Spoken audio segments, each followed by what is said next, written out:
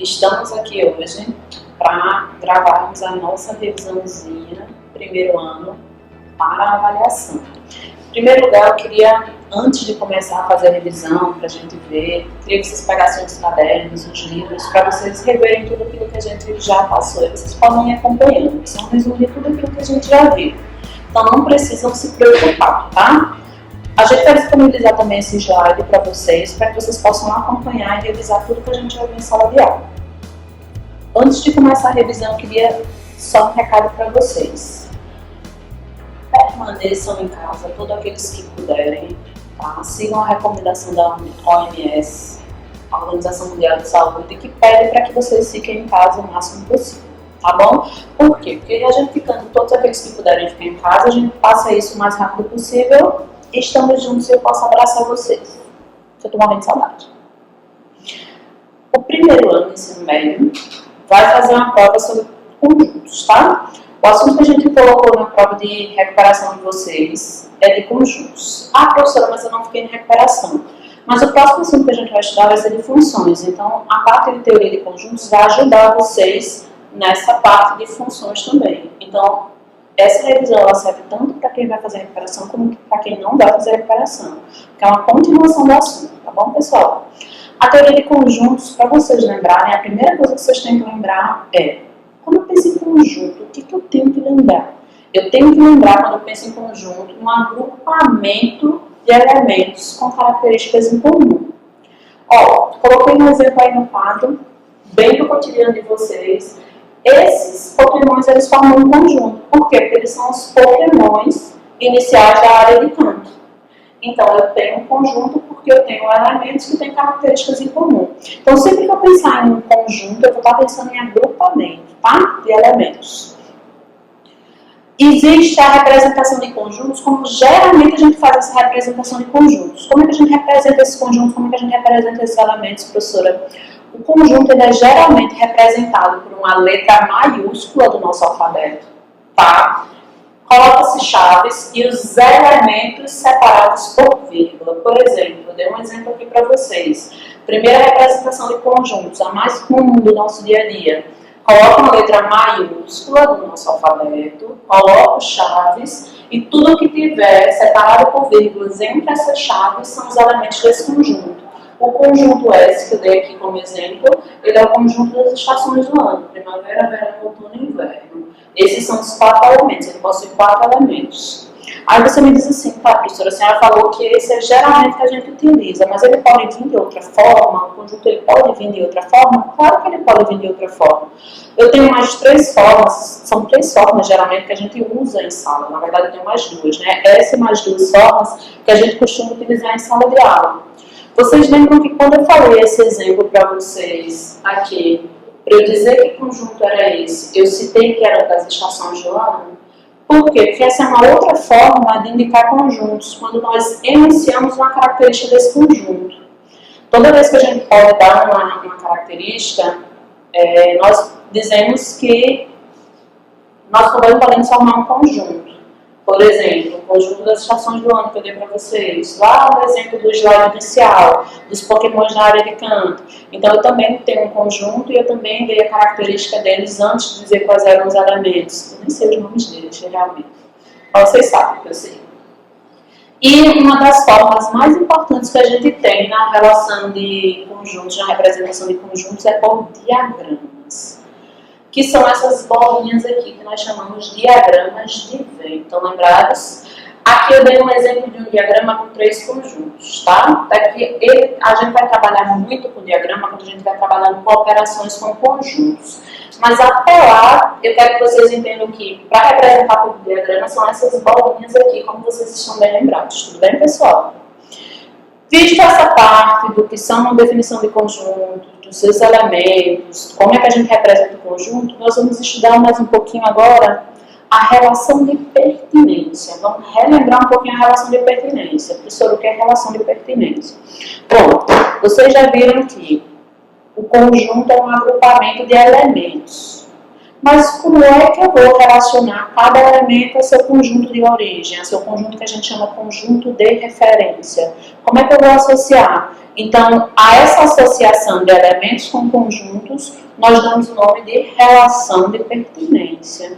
E como é que a gente trabalha com essa relação de pertinência? Nós temos dois símbolos para trabalhar com essa relação de pertinência. O ezinho e o ezinho cortado, que é o pertence e o não pertence. Então, esses dois símbolos, eles vão caracterizar a nossa relação de pertinência. Quando eu quero associar um elemento com seu conjunto, eu uso pertence ou não pertence. Por exemplo, a gente viu lá no primeiro slide, nós vimos os pokémons da área de campo. Então, eu vou chamar P de Pokémon, certo? P é o conjunto Pokémon. Pokémons da área inicial. Tá aqui. Aí a gente tem aqueles lá. Então, se eu falar o Pikachu, Pikachu pertence a P. Certo? Por quê? Porque ele faz parte do grupo de pokémons iniciais. Tá? Digamos, o Bulbasaur, ele faz parte dos iniciais, dos pokémons iniciais. A Clefairy, não, ela não faz parte, então eu digo que ela não pertence. Certo? Então é dessa forma que a gente usa as relações de pertinência. Eu dei um exemplo aqui no slide para vocês, que vocês podem acompanhar. Eu dei um conjunto A com os elementos menos 2, menos 1, 0, 1 e 2. E eu pedi para vocês completarem com pertence ou não pertence. O 1, ele faz parte desse conjunto. Se ele está aqui dentro, entre as chaves separadas por vírgula, ele faz parte do conjunto, então ele pertence. O 5, ele está aqui dentro? Não, então ele não pertence. A gente diz que ele não pertence ao conjunto A. O 10, ele está ali dentro? Não, o 10 ele não está ali dentro, ele não é um elemento que está ali dentro, então ele não faz parte do meu conjunto A, então ele não pertence. O menos 2 está ali dentro? Tá. Então ele faz parte do meu conjunto A, ele pertence ao conjunto A. Então, a relação de pertinência é essa relação que eu tenho entre o elemento e o conjunto. Eu associo. Sim, professora, mas e se eu quiser associar, se eu não quiser associar um elemento a um conjunto, eu quiser associar um conjunto a outro conjunto, como é que eu faço? Bom, primeiro, antes de associarmos um conjunto a outro, a gente tem que entender a ideia do subconjunto. O que é um subconjunto? Bom, para ser subconjunto, eu vou ter sempre dois conjuntos, tá? Por exemplo, um conjunto A e um conjunto B, certo? E para A ser subconjunto de B, todos os elementos que tem em A têm que pertencer a B. Se todos os elementos que tiverem em A pertencerem a B, então eu digo que A está contido em B, tá? Então, A é subconjunto de B. Quando vocês irem a essa notação aqui, está contido, a gente lá lê está contido, nós vamos saber que A é subconjunto de B. Mas isso quer dizer que B é subconjunto de A, professora? Não. Dizer que A é subconjunto de B não necessariamente é a mesma coisa dizer que B é subconjunto de A, tá? A gente vai ver que isso pode acontecer, mas é uma exceção quando existe uma igualdade entre conjuntos. Mas nesse caso, para eu ter um conjunto sendo subconjunto do outro, todos os elementos do primeiro têm que estar dentro do segundo, tem que pertencer ao segundo. Aí eu digo que A está dentro de B, A está contido em B. Ó, dessa forma que tem aqui. Ó, representado mais uma vez, lembra aquela representação que eu falei para vocês que é super importante, de diagramas? Tá aqui, tá bom? Porque eu precisei, falei de relação de pertinência, aí eu parei para subconjuntos. A senhora disse que tinha, antes de falar sobre essa relação de conjunto com conjunto, eu tenho que aprender sobre conjunto. Por quê? Porque na relação de inclusão, eu tenho duas relações. A primeira é de pertinência e a segunda de inclusão. Então, na relação de inclusão, eu vou ter quando é que um conjunto vai estar incluído dentro do outro. Quando todos os elementos do primeiro pertencerem ao segundo. Ou todos os elementos do segundo pertencerem ao primeiro. Eu dei dois exemplos aqui, ó. É bem a ideia de subconjunto mesmo, que a gente acabou de ver. Eu tenho o primeiro conjunto, menos 2, 0 e 3. Ele está contido dentro desse outro conjunto, que tem como elementos menos 3, menos 2, 0, 3, 4, 5 e 6. Ó, o menos 2 está nos dois conjuntos, o 0 está nos dois, o 3 está nos dois. Então, se todos os elementos desse conjunto pertencem também a esse conjunto, esse primeiro conjunto está contido no outro conjunto. O de baixo, eu usei o mesmo conjunto. Ele está contido? Não, ele não está contido. Por quê? Porque o 0 não faz parte dos dois conjuntos. Então, basta um elemento não fazer parte, não pertencer aos dois conjuntos, então eu não tenho essa relação de inclusão, ele não vai estar contido. Tudo bem, pessoal? Então, vamos lá. Relembrando mais uma vez. Nós temos conjuntos, que é a ideia de agrupamento de elementos. Eles podem ser representados por letras maiúsculas do nosso alfabeto, entre chaves, os elementos separados entre vírgulas, por uma característica dos elementos, tá? E por diagramas. Nós temos a relação de pertinência, quando queremos envolver elemento com conjunto, relacionar elemento com conjunto, e nós temos a relação de inclusão, quando eu quero trabalhar com conjunto e outro conjunto. Para que um conjunto eu possa usar estar contido, todos os elementos do primeiro têm que estar contidos no segundo. Belezinha, pessoal?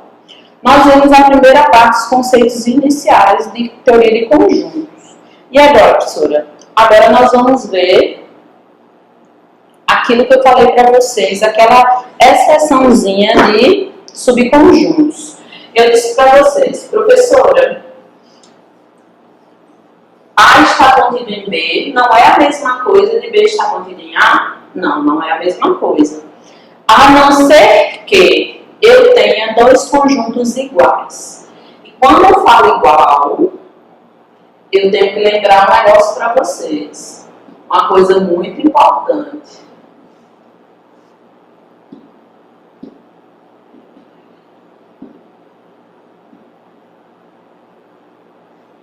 Aqui, esse exemplo que eu dei para vocês, esses dois conjuntos são iguais.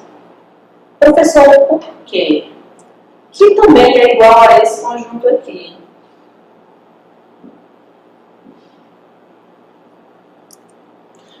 Por que eles são iguais? Em primeiro lugar, para dois conjuntos ser iguais, todos os elementos do primeiro têm que pertencer ao segundo, e todos os elementos do segundo têm que pertencer ao primeiro. Não importa a ordem dos conjuntos. Falar o conjunto 1, 2, 3 é a mesma coisa de falar o conjunto 2, 3 e 1. Eles possuem os mesmos elementos, mesmo que em ordens diferenciadas. E, outra coisa, a quantidade de vezes que o elemento se repete não influencia. São dois pontos principais na nossa igualdade de conjuntos. Quando é que dois conjuntos vão ser iguais? Quando os elementos do primeiro forem iguais aos elementos do segundo. Não importa a ordem e não importa se eles se repetem várias vezes. Tudo bem?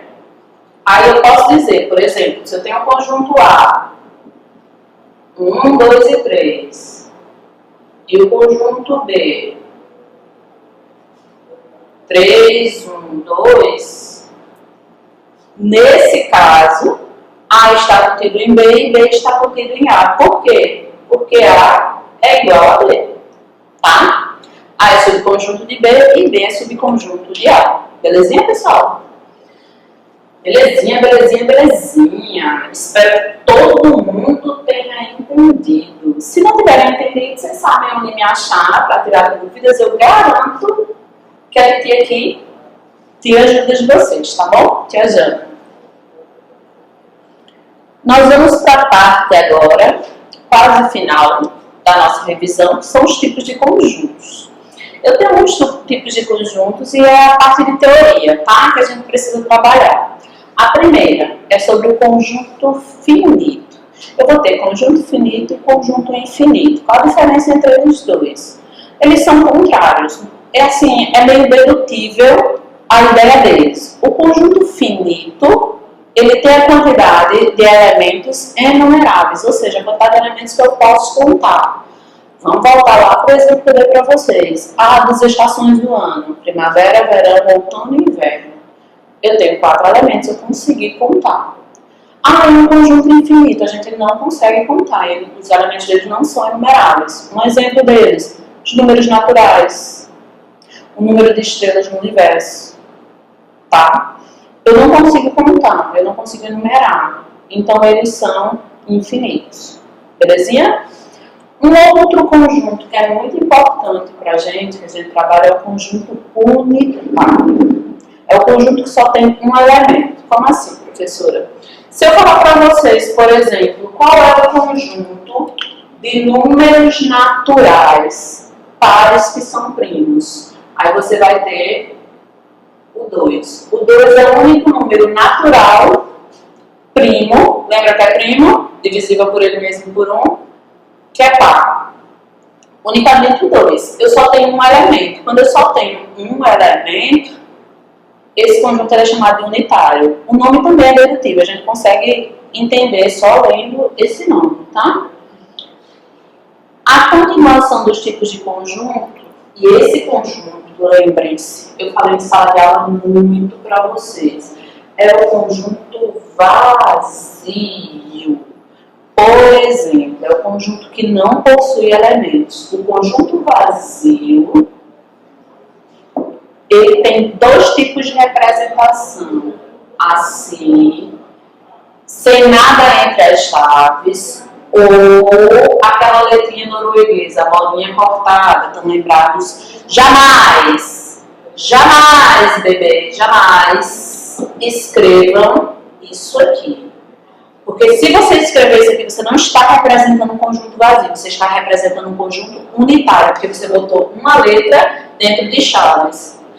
Lembra uma coisa importante para vocês, o conjunto, quando a gente fala matemática, as pessoas associam com números, não é apenas números, tá? Pode ser letras, pode ser desenhos, pode ser, eu usei o exemplo para vocês dos pokémons, das estações do ano, pode ser símbolos, pode ser desenhos, lembra até o Pikachu soltando raio, que eu falo em sala de aula? Pois bem, qualquer coisa pode ser elemento, desde que esteja entre chaves. E nesse caso, se você colocar o símbolo do vazio entre chaves, ele vai passar a ser um conjunto unitário. Por quê? Porque eu tenho um elemento. Então, para representar o vazio, ó, lembra jamais, nunca, jamais. Certo? Para representar o conjunto vazio, entre chaves, sem nada no meio, ou a letrinha norueguesa, que é a bolinha cortada. Belezinha, pessoal? Muito bem. Eu sei que vocês não vão errar, sei que vocês são sensacionais. Eu tenho fé nisso. Conjunto universo. O conjunto universo é o conjunto de todos os conjuntos. É o que a gente chama de conjuntão grande. Quando a gente trabalhar lá no diagrama, a gente vai saber que o conjunto universo é o conjunto dos conjuntos que nós estamos trabalhando, que é o total. Eu tenho aqui os meus diagramas. Aqui eu vou ter, como a gente vai ver lá na frente, a união, aqui a interseção, e isso aqui fora corresponde ao nosso conjunto universo. Beleza? É o conjunto de todos os conjuntos, o total, o grandão. E o conjunto das partes. Aí o conjunto das partes eu coloco na prova e eu quero que realmente vocês prestem atenção nisso, tá? Porque ele é muito importante. Lembra lá quando eu falei o conjunto S das estações do ano, primavera, verão, outono e inverno? Certo? O primavera, verão, outono e inverno, ele tem 4 elementos. É a quantidade de elementos que tem no meu conjunto S. Essa quantidade de elementos a gente chama de N. Por que eu tenho que saber isso, professora? Porque no conjunto das partes, o que é o conjunto das partes? Eu vou ter um conjunto A, nesse caso um conjunto S, tá? Mas aí eu vou dar, por exemplo, um conjunto A, que tenha 3 elementos. As letras da palavra paz, por exemplo. Certo? O conjunto das partes de A, que a gente escreve P de A gente vai calcular, é o conjunto de todos os subconjuntos de A, ou seja, todos os conjuntos que estão contidos em A.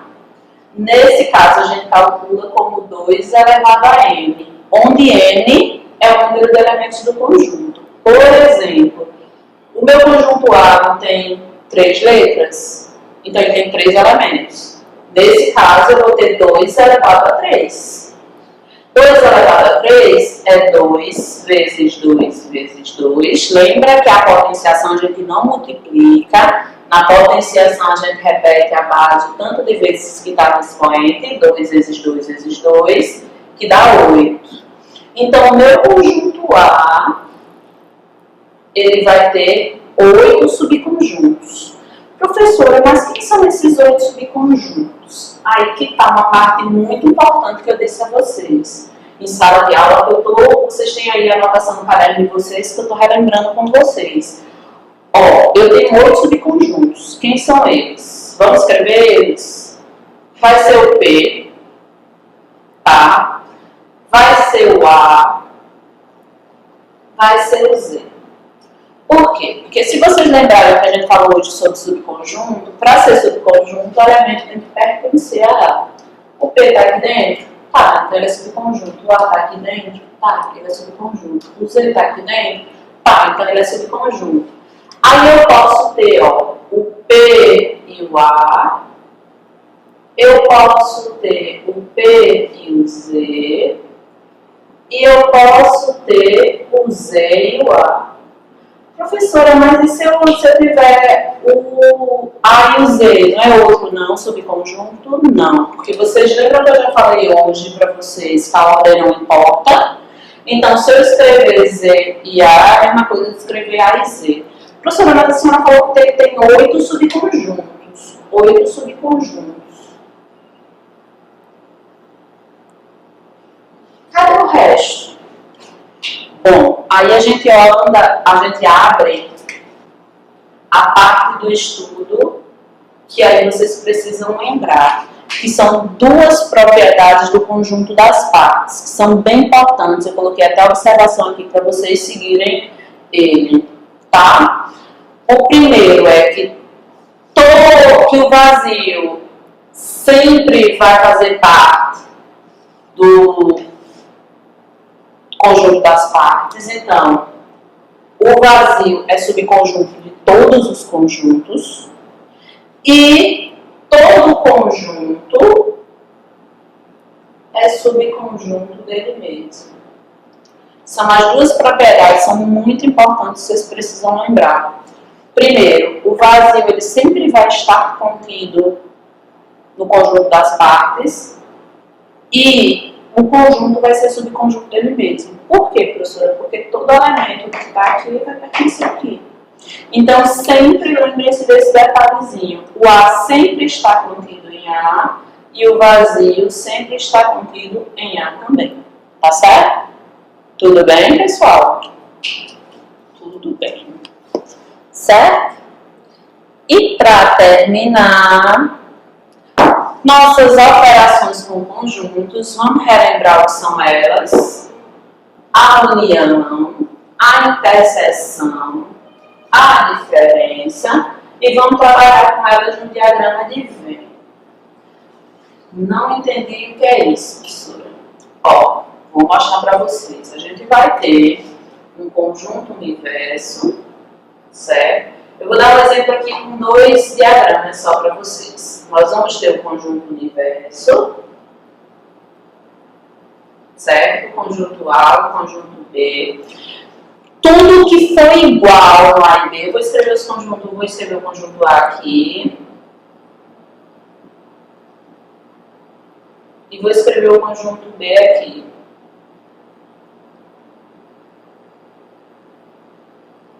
Certo? Se eu quero fazer a união vai ser tudo aqui dentro, vai ter que estar aqui dentro. Mas eu sempre, lembra que eu falei para vocês, a gente sempre começa pela interseção. Isso aqui tudo é a união, ou seja, tem que ter todos os elementos que estão em A ou em B. Aqui no meio é a interseção e a gente sempre começa com ela. pensa o seguinte, a interseção sempre é o que tem em comum. Olhando para o A e para o B, quais são os elementos que têm iguais nos dois conjuntos? Ó, o 1 e o 2.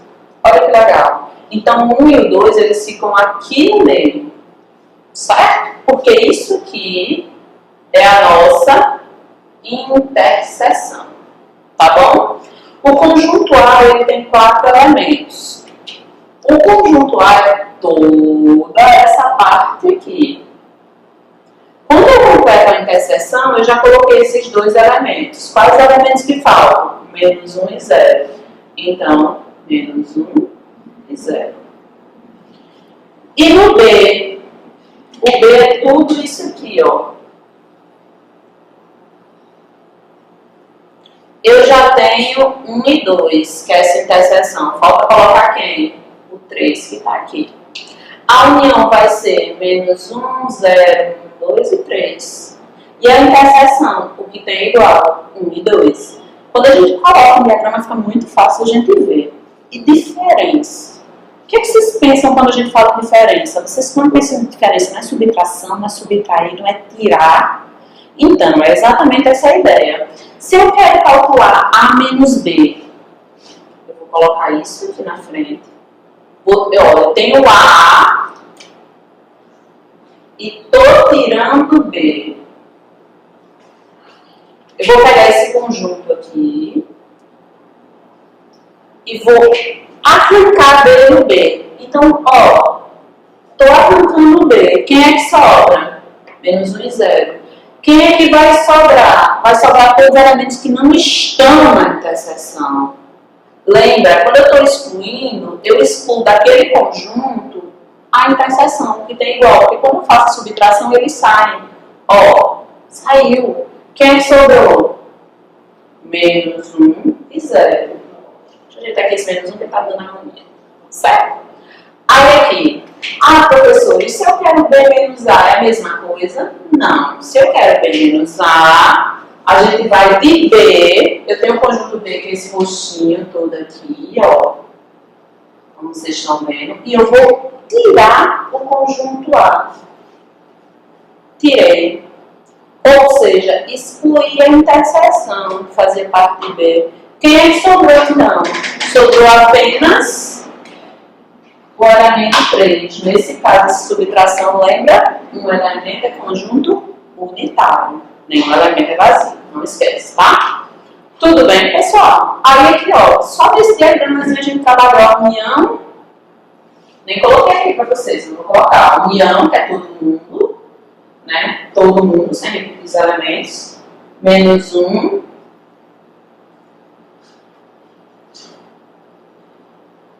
0, 1, 2 e 3, que é todo mundo que está aqui. A interseção, que é 1 e 2, e a diferença. Belezinha? Espero que vocês tenham entendido. Lembrem-se, monta o diagrama. Tem dúvida? Monta o diagrama, vocês conseguem. Começa sempre pela interseção. Professora, mas eu tenho um diagrama com 3. E aí, o que é que eu faço? Lembrem-se, eu vou deixar esses slides disponíveis para vocês. Lembrem-se, se eu tenho 3, a interseção tem que começar pela interseção dos 3, aqui no meio, ó. Esse meio é a interseção de A, B e C. Esse aqui, ó, esse pedaço aqui, é a interseção de B com C. Caso vocês tenham dúvida, vou voltar aqui.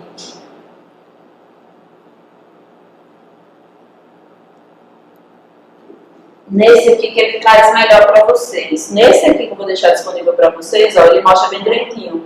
Ah, esse é o conjunto A, esse é o conjunto B, esse é o conjunto C. Então, aqui no meio é a interseção dos 3. Ou seja, o que os 3 comuns, os valores que os três conjuntos têm em comum.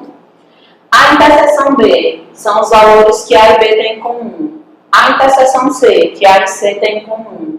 B interseção C, que B e C têm em comum. Aqui em cima ficam os elementos que estão só em A, se eu quiser fazer a subtração do triângulo de baixo. Tá? Aqui só os elementos que tem em C. E aqui só os elementos que tem em B. Belezinha? Com isso, nós vimos tudo o que a gente trabalhou, certo? Em sala de aula. A última coisa que eu chamo a atenção de vocês, para a gente encerrar a nossa revisão, é a parte de conjuntos numéricos, tá? O que é isso, professora? O que são esses conjuntos numéricos? Conjuntos numéricos são os conjuntos daqueles números que a gente conhece, que a gente trabalhou tanto com eles. Que são os números naturais, os inteiros, os racionais, os irracionais e os reais. Lembrem-se, nós temos os naturais, que são o conjunto dos números positivos e o zero. O conjunto dos números inteiros, que são os números positivos, o zero, só que a gente acrescenta os números negativos. O conjunto dos números racionais, que é o quê? Lembra? Ó, o conjunto dos números naturais é o M. O conjunto dos números inteiros é o Z. O conjunto dos racionais é o quê? Preste atenção. Dos racionais, todo número natural, ele vai ser inteiro e vai ser racional. Todo número inteiro é racional. Mas, ó, o racional não é inteiro. Nem todo racional é inteiro. Só uma parte dos números racionais que são inteiros. Certo? É como se os naturais estivessem dentro dos números inteiros, os números inteiros dentro dos números racionais. Do lado dos números racionais, presta atenção, isso é importantíssimo. Os números irracionais, eles não estão contidos em nada, nem natural, nem inteiro, nem racional. Então, o número irracional, ele nunca vai ser racional, certo? Nem nunca vai ser inteiro, nem nunca vai ser natural. Os números irracionais, eles são reais. Só que os números racionais, eles também são reais. É como se eu tivesse uma caixinha dentro de outra caixinha, uma outra caixinha separada e o conjunto total, que é os reais. Então, números naturais positivos e o zero, números inteiros positivos, zero e negativos, números racionais positivos, zero, negativos, frações, dízimas periódicas, irracionais, pi, fi, raízes não exatas, raiz de 7, raiz de 2, raiz de 3. E todo mundo junto vai ter o conjunto dos números reais. Eu espero que vocês tenham gostado da revisão. Eu espero que vocês tenham estudado para que a gente volte semana que vem, volte arrasando nas reparações, fazendo tudo da melhor forma possível, tá bom? Beijo para você no coração do primeiro ano.